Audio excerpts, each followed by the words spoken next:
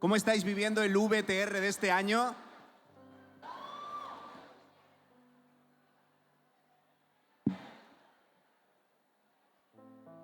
Falta un pie. Tenía aquí. ¿Sabes?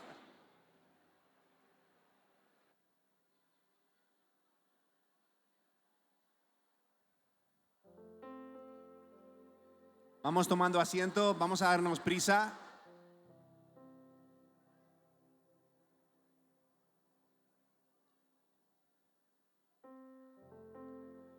Entre todas las personas que estamos en este encuentro,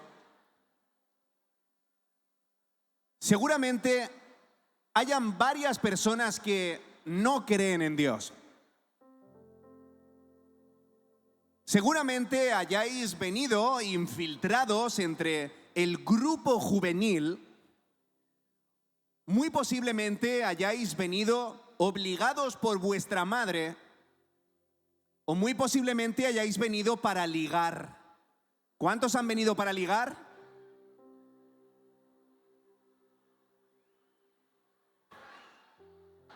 Que viene la chica de Córdoba, yo soy de Sevilla.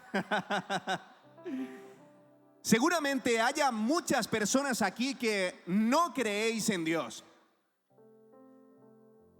En esta tarde vamos a hacernos una de las preguntas más hechas por científicos, filósofos y pensadores a lo largo de la humanidad. ¿Dios existe? ¿Sí o no? Y tranquilos, no voy a ser yo la primera persona de la humanidad que trate de desentrañar la mayor incógnita de la historia. Sin embargo, vamos a resolver este problema. ¿Creer en Dios es una locura irracional? ¿Puede ser que tu mayor contacto con la fe fuera la última vez que fuiste a misa al bautizo de tu primo? Hoy has venido acompañado por tu colega y pensando esto: ¿a mí? No vais a convencerme. Pero tranquilo, nadie quiere convencerte. Quizás seas un ateo sólido, alguien que está profundamente convencido de que Dios no existe. Posiblemente seas un agnóstico, una persona que quizás duda de si Dios existe o no.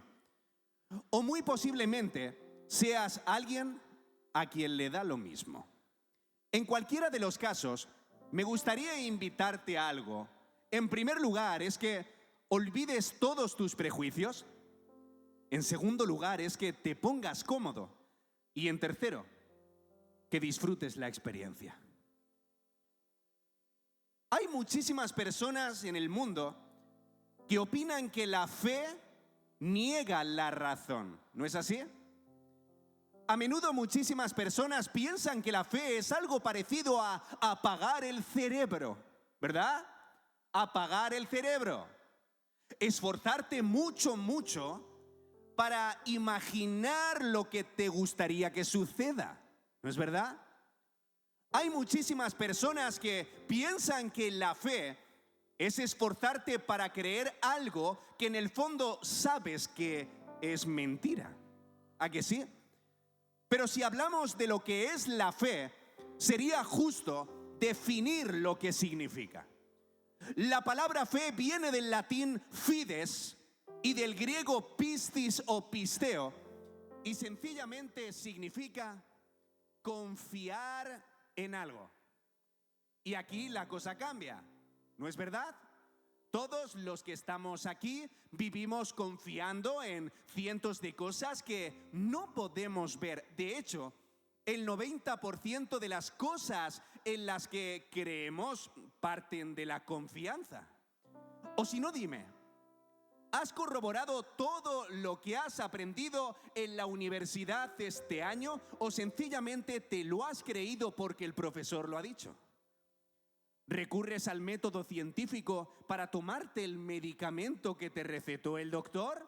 ¿O has exigido una muestra de ADN a tu novio? ¿No lo has hecho?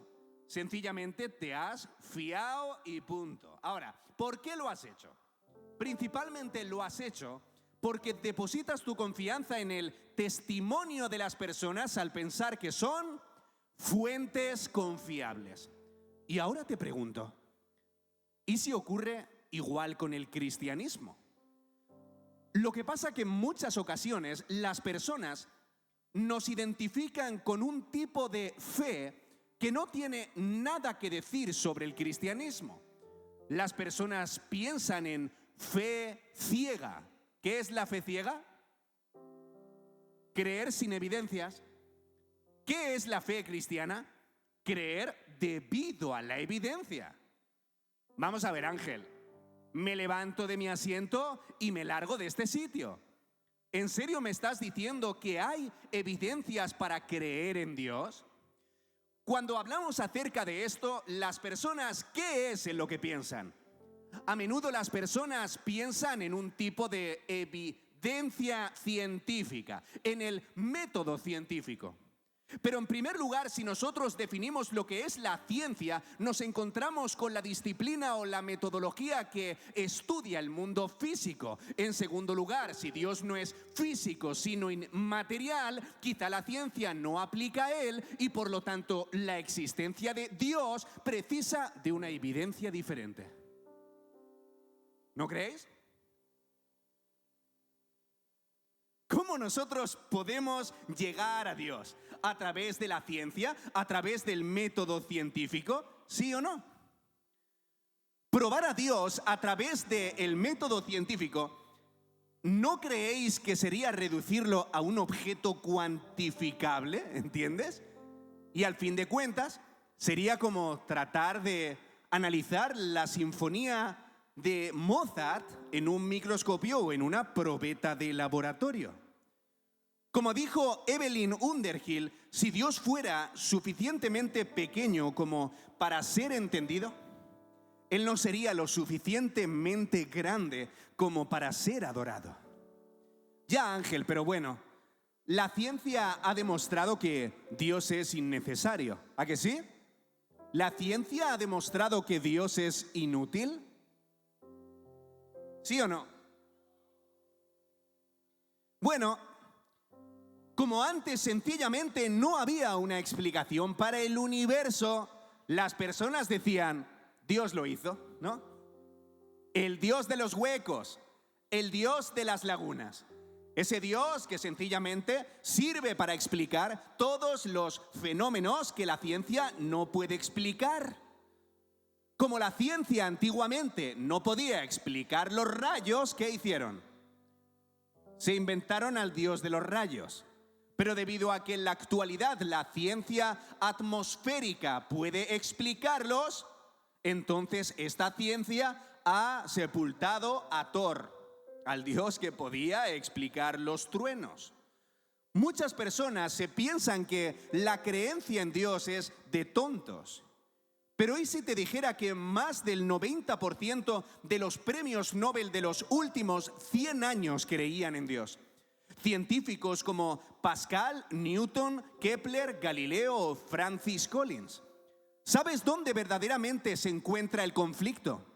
La verdadera lucha y enfrentamiento no se encuentra entre ciencia y Dios. El verdadero conflicto se encuentra cuando los ateos disfrazan a la ciencia de ateísmo solamente porque ellos son ateos. Imagínate por un momento un coche de marca Ford. Imagínalo. ¿Lo tienes? Un Ford. Imagínate que una tribu alejada de la tecnología ve este coche por primera vez. ¿En qué pensarán? Muy posiblemente piensen que dentro hay un Dios que hace que el coche pueda moverse. ¿No es así? Bueno, si esta tribu desarma el coche, se darán cuenta que dentro no hay nadie. Y si esta tribu estudia ingeniería mecánica, se dará cuenta que este coche sencillamente puede funcionar solo sin la necesidad de que un Dios esté viviendo dentro. ¿Dónde está el problema? Chavales, ¿dónde está el problema? El problema está cuando piensan que Henry Ford, el inventor de Ford, no existe solamente porque saben cómo funciona el coche. ¿Lo habéis entendido? Entonces, ¿piensas que por cuanto la ciencia estudia el universo, deberíamos rechazar la idea de un diseñador que lo creó? A lo largo del universo tenemos cientos de argumentos. A un lado tenemos el argumento cosmológico, el que nos enseña que el universo, procedente de una causa, tiene la necesidad de un causante. También tenemos el argumento del ajuste fino, el que nos enseña que el universo tiene una ensamblación tan perfecta que hace posible la vida que solamente puede provenir de una mente inteligente. En tercer lugar tenemos el argumento moral. Así como decía el ateo Richard Dawkins, si Dios no existe, el bien y el mal sencillamente no tienen sentido para nosotros.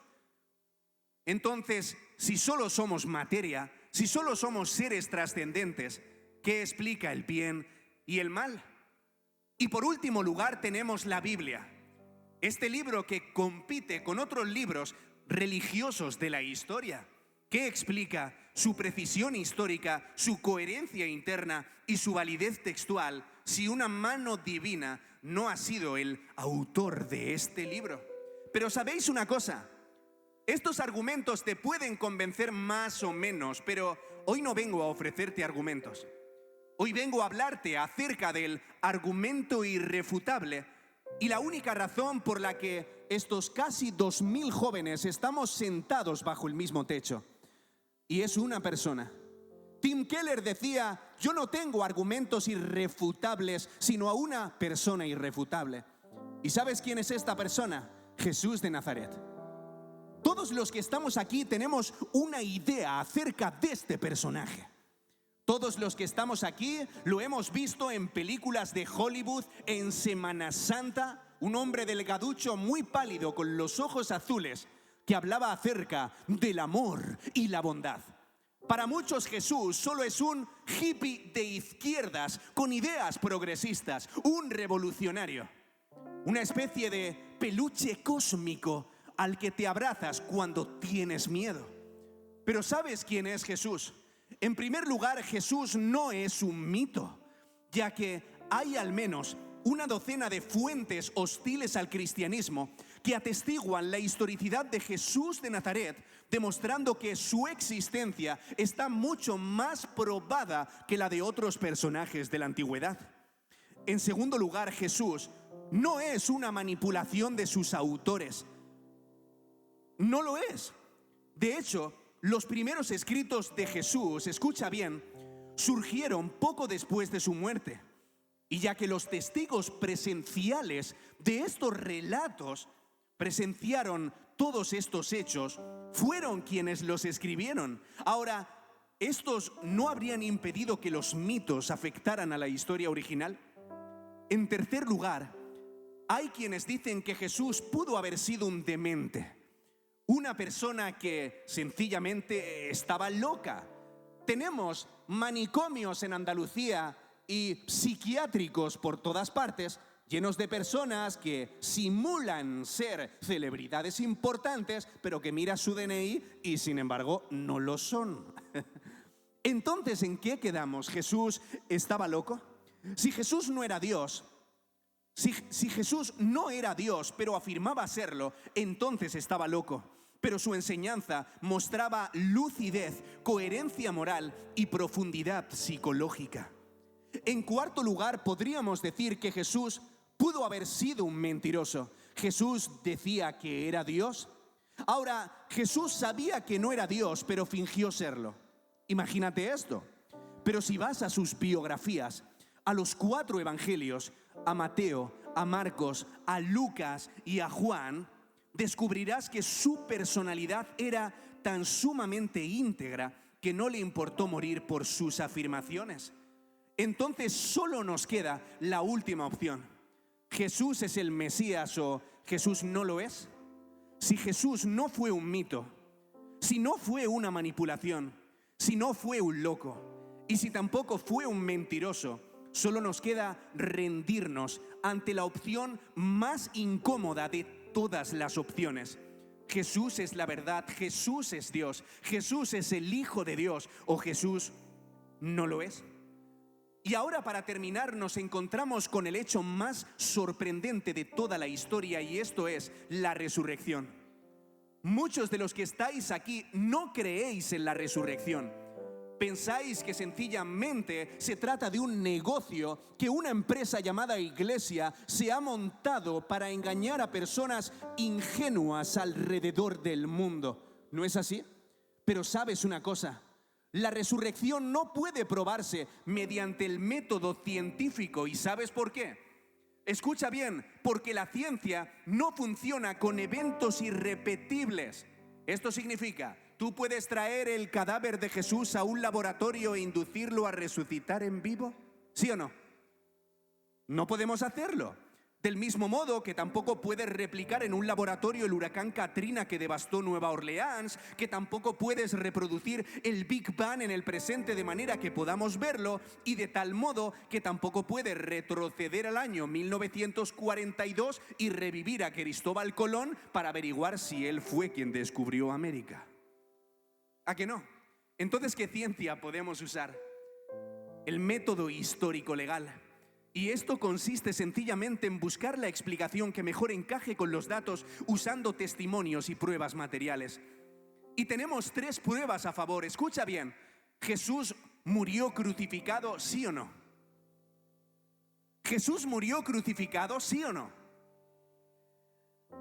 Fuentes extrabíblicas como Flavio Josefo, Tácito, Plinio el Joven o Suetonio afirman que esto es un hecho incuestionable.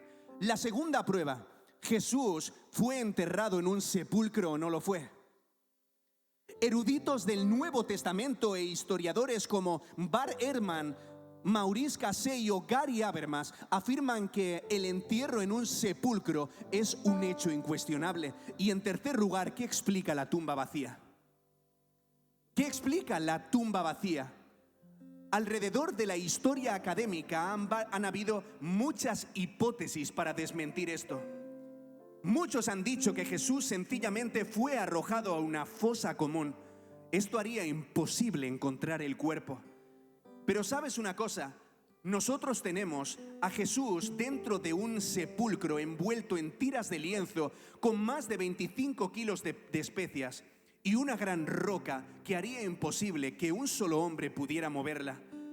Y si eso no bastase, tenemos también afuera a un ejército de soldados romanos que podría impedir la huida de Jesús. ¿Cuántos de los jóvenes que estáis aquí habéis jugado a Minecraft alguna vez? ¿Habéis jugado? Uy, aquí veo mucha viciada, ¿eh? Aquí veo a muchísimos viciados. ¿Sabes lo que es el Evangelio? Y con esto me despido ya. Mirad lo que dijo Timothy Keller. El Evangelio es que somos más pecadores y defectuosos de lo que jamás nos atrevimos a creer, y al mismo tiempo más amados y más aceptados en Cristo de lo que jamás nos atrevimos a esperar. Joven que estás aquí, ¿sabes lo que significa el Evangelio? La palabra Evangelio significa buena noticia. La mejor noticia que puedes recibir este 15 de noviembre no es que te mire la chica de la iglesia de Córdoba que te gusta. La mejor noticia que puedes recibir en este evento no es que el predicador sea de tu gusto, y tampoco es que a Enoch Parra le salga ningún tipo de gallo en la voz. ¿Sabes cuál es la verdadera noticia que puedes tener? Que el apóstol Pablo en Romanos 3:23 dijo esto: todos los seres humanos hemos pecado contra Dios. La palabra pecado en el griego quiere decir amartía, y la propia Biblia lo ilustra como un arquero que tensa el arco y que lastimosamente nunca da en la diana de la voluntad de Dios. Y por eso te sientes vacío, te sientes insatisfecho y te sientes lleno de vergüenza. Pero ahora la buena noticia del Evangelio sencillamente es que Jesús se sacrificó para que no vayas al infierno. Sencillamente. Mira, Dios es el creador del juego Minecraft. ¿Cuántos habéis jugado a él? Programó un mundo perfecto, un mundo lleno de belleza y de justicia. Ahora, Dios nos dio libertad para jugar. Pero ¿sabes lo que hicimos nosotros? Hackeamos el código. Los seres humanos hackeamos el código. Metimos virus como el egoísmo, la injusticia, la mentira. ¿Entiendes? Y creamos pantallas rotas, reglas distorsionadas, jugadores que se hieren entre sí. Ahora, el programador pudo borrar el juego, pero ¿sabes lo que decidió hacer? En lugar de eso, entró él mismo dentro del juego. Entró Jesús dentro de nuestro mundo. Entró Jesús dentro de nuestro mundo y se hizo un jugador por ti. Jugó perfectamente sin errores. Tomó sobre sí todos los virus del sistema. Escucha bien. Murió y el virus creyó que había ganado. El virus creyó ganar. El pecado creyó ganar. Pero en la resurrección reinició el juego desde dentro.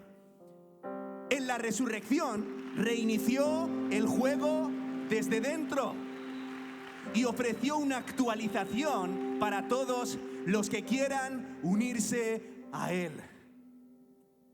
Si eres una persona que no crees en Dios y te encuentras en un proceso de creer, si hoy sencillamente has venido a acompañar a la chica que te gusta y que es cristiana, y aunque tú no crees en Dios, quieres a ver si logras encajar en este ambiente de los evangélicos. Si eres una persona que te da vergüenza hablar en tu iglesia local de todas tus dudas porque tienes miedo a que te juzguen o porque tienes miedo a que te vean como una especie de blasfemo o una especie de hombre malo, es el momento. Mira, si eres alguien tímido, si eres alguien introvertido y si hoy por primera vez te gustaría tomar una decisión sincera y decirle esto al Señor: Señor, por favor, hoy quiero conocerte. Por primera vez quiero tener una experiencia contigo. Si hay algo que la mayoría de personas que estamos aquí es que la mayoría no conocimos a Jesús de una manera intelectual. La mayoría tuvimos una experiencia con Él en el momento en el que más lo necesitábamos. Te invito a orar conmigo, ponte de pie. Si podemos apagar un poquitín las luces, ¿me pueden acompañar los músicos? Número 1, si eres una persona que hoy quieres reconciliarte con Jesús después de tanto tiempo, si hoy quieres volver a casa, o si eres otra persona que notas una resistencia intelectual porque sientes que el cristianismo es algo ilógico y que no juega a favor del sentido común, te invito a hacer esta oración y decirle a Jesús que Él se manifieste a tu vida. Vamos a orar todos juntos por esas personas que no creen en Dios. Mira, probablemente en tu entorno familiar tengas a más de una persona que no es creyente. En tu trabajo, quizá en el día a día, te encuentras con una dificultad enorme para compartir el evangelio. En este momento vamos a orar por todas esas personas que no creen en Dios, incluso por esas personas que están aquí entre la multitud, pero que les da corte salir al frente porque se sienten como los bichos raros, ¿no? Tranquilo, no eres un objeto ni eres nuestro proyecto personal, ¿vale? Jesús te ama y quiero que lo sepas. Yo soy el fruto a día de hoy del amor de Dios. El Señor me transformó y aquí, en medio de todo este gentío, hay historias fascinantes de cómo todos fuimos transformados por Jesús. Señor, te suplico por todas las personas que están aquí y que no creen en ti. Señor, nuestras palabras en muchas ocasiones resultan como incómodas para las personas que no tienen fe. Todos los que estamos aquí levantamos nuestras manos y te suplicamos, Dios, por nuestros familiares sin conocerte, sin convertirse. Te suplico, Dios, por esa madre que está aquí, que está luchando con la incredulidad de su hijo en el silencio. También te suplico con esa esposa que está aquí, y que tiene a su marido que siempre está a trancas y a barrancas y que no quiere venir a la iglesia los domingos. También te suplico, Dios, por ese adolescente que está aquí y que tiene a su papá que no conoce a Jesús. Señor, Espíritu Santo, desciende en este momento y con poder influye en los corazones como no pueden hacerlo las palabras. Dios, revienta el intelecto de aquellos que se sienten listos. Te suplico, Señor, que tú te manifiestes. Obra, Señor, en todas las personas que hoy han venido por primera vez. Trae experiencias, que salgamos con experiencias, Señor, de este evento, experiencias.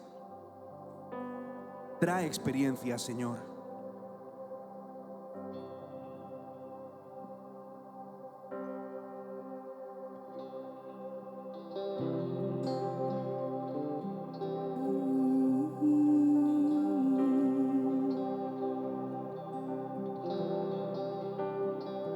Y al contemplar tu obra en la cruz, tanto amor de